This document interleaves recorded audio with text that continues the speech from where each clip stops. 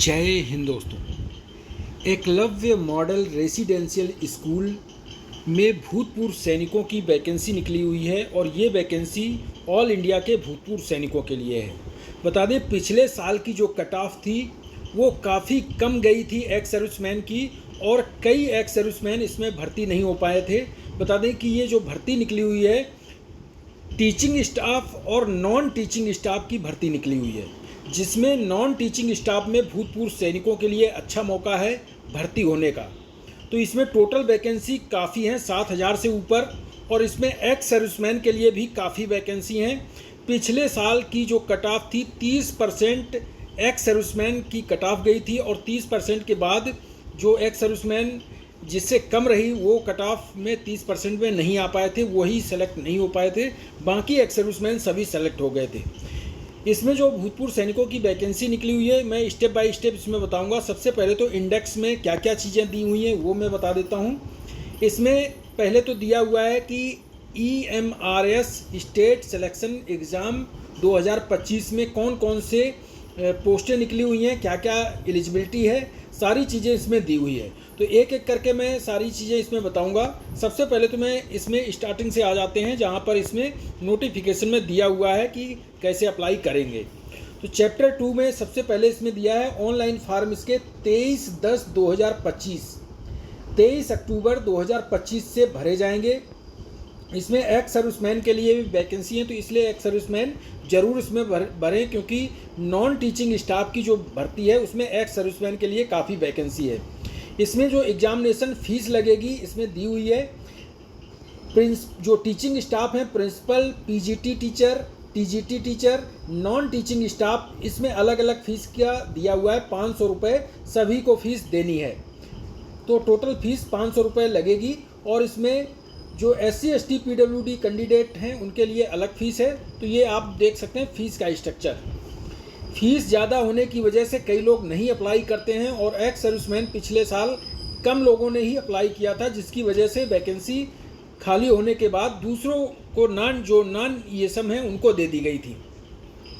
इसमें online exam होता है। ऑनलाइन एग्ज़ाम में आपके 35% नंबर लाना ज़रूरी है, और उसके बाद ही आपका सिलेक्शन होगा।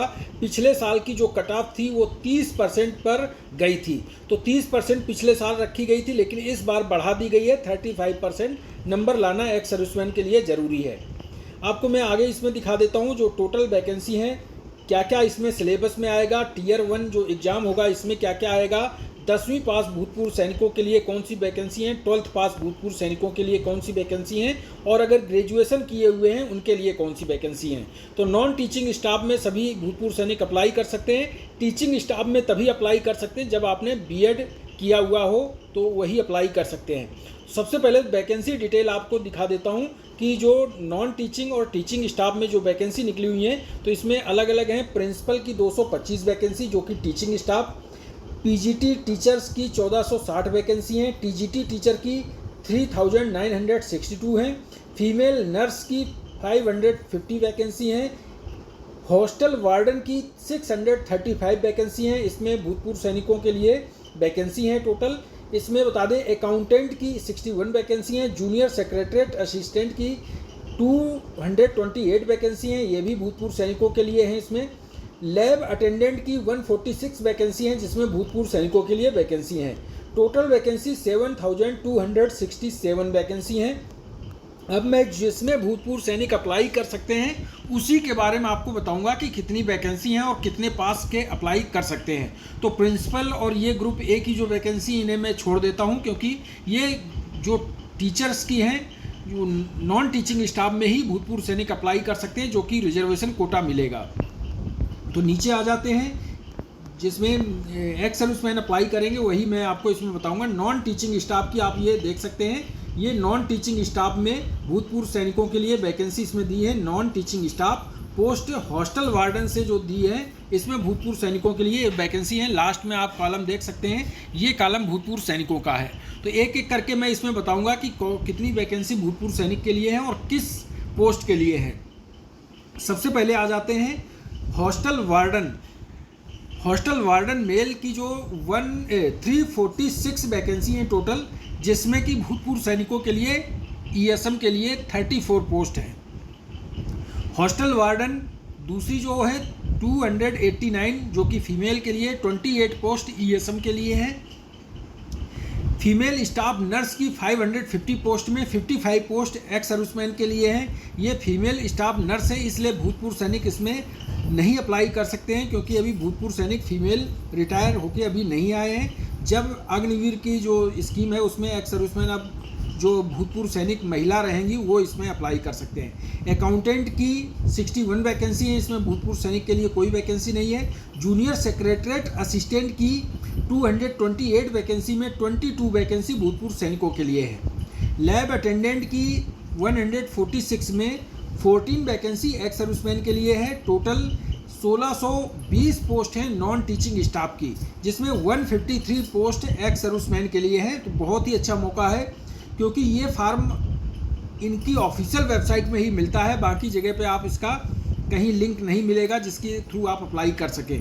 तो इसलिए कम लोगों को ये पता हो पाती है, जिसकी वजह से कम लोग अप्लाई करते हैं और इसके लिए इसी के वजह से कट ऑफ बहुत कम जाती है। इसमें बता दें कि ये एकलव्य जो स्कूल है इसमें भूतपूर्व सैनिक ऑल इंडिया में इनके स्कूल हैं, जगह जगह पर अलग अलग लोकेशन में। तो इनके जहाँ पर स्कूल है वहीं पर आपकी पोस्टिंग होगी। तो इसमें ऑल इंडिया की पोस्टिंग रहेगी, स्टेट वाइज पोस्टिंग दी जाती है। अभी इसमें आ जाते हैं जो पेपर आपका आएगा, पेपर का भी पता होना चाहिए क्या क्या इसमें आएगा।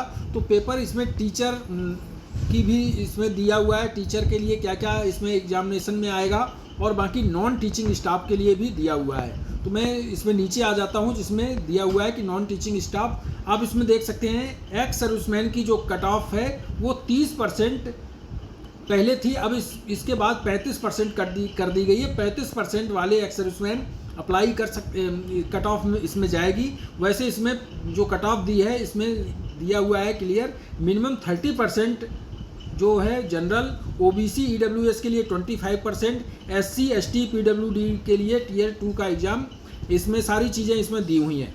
इनकी ऑफिशियल वेबसाइट का भी लिंक मैं डिस्क्रिप्शन में दे दूंगा। पहले तो मैं आपको इसमें और कुछ चीज़ें आपको बता देता हूं जो कि जानना ज़रूरी है। सैलरी कितनी मिलेगी, तो जो टीचर का पे लेवल है उसमें टीचर का भी दिया है, पे लेवल 7 से लेकर 12 तक टीचर के लिए है। नॉन टीचिंग स्टाफ के लिए इसमें जो दिया हुआ है, फीमेल स्टाफ नर्स की पे लेवल 5 यानी 29,200 से 92,300 सैलरी रहेगी। हॉस्टल वार्डन की पे लेवल 5 की सैलरी 29,200 से 92,300 सैलरी रहेगी और बाकी सभी की पे लेवल, जूनियर सेक्रेटरीट असिस्टेंट की पे लेवल 2 की सैलरी मिलेगी 19,900 से 63,200। लैब अटेंडेंट की भी पे लेवल 1 की सैलरी मिलेगी। तो ये है एग्जामिनेशन जो आपका होगा ऑनलाइन एग्जामिनेशन, MCQ होगा, इसमें OMR बेस्ड एग्ज़ाम होगा, पेन पेपर वाला एग्ज़ाम होगा जिसमें कि आपके विकल्पी क्वेश्चन आएंगे जो कि आपको करने होंगे। टियर 2 का भी एग्ज़ाम होगा, 2 एग्ज़ाम इसमें होते हैं। टियर 1 में पास होना, क्वालिफाइंग मार्क लाना ज़रूरी है।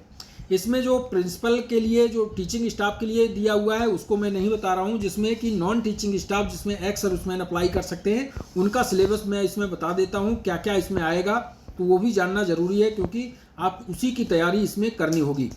हॉस्टल वार्डन में आप देख सकते हैं ये इसमें दिया है, general awareness, reasoning ability test होगा और नॉलेज ऑफ ICT का नॉलेज भी इसमें टेस्ट होगा। इसके बाद मैथ का आएगा, लैंग्वेज जनरल इंग्लिश, हिंदी जो लोकल लैंग्वेज है उसका टेस्ट होगा जो कि 100 क्वेश्चन होंगे, 100 मार्क का होगा। 2 घंटे का इसमें टाइम मिलेगा। टियर 1 का एग्ज़ाम होगा और टियर 2 का एग्ज़ाम में 55 क्वेश्चन होंगे, 100 मार्क का होगा। इसमें 3 घंटे का टाइम दिया जाएगा। इसमें रिटन टेस्ट भी होगा और ऑब्जेक्टिव टाइप के भी होंगे, तो सब तरह का इसमें टेस्ट होगा। इसके बाद आ जाते हैं, इसके में अकाउंटेंट का भी दिया हुआ है। तो अकाउंटेंट का इसमें आप देख सकते हैं कि अकाउंटेंट में वही सेम चीज़ है, कुछ अलग नहीं है, सारी सिलेबस वही है, कोई अंतर नहीं है।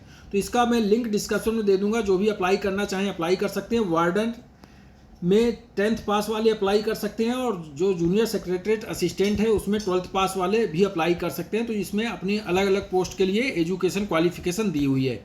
इसका लिंक डिस्क्रिप्शन मिल जाएगा, अप्लाई करने का भी लिंक डिस्क्रिप्शन मिल जाएगा जिसके थ्रू आप अप्लाई कर सकते हैं। ये थी जानकारी, इस वीडियो में इतना ही। थैंक यू, जय हिंद।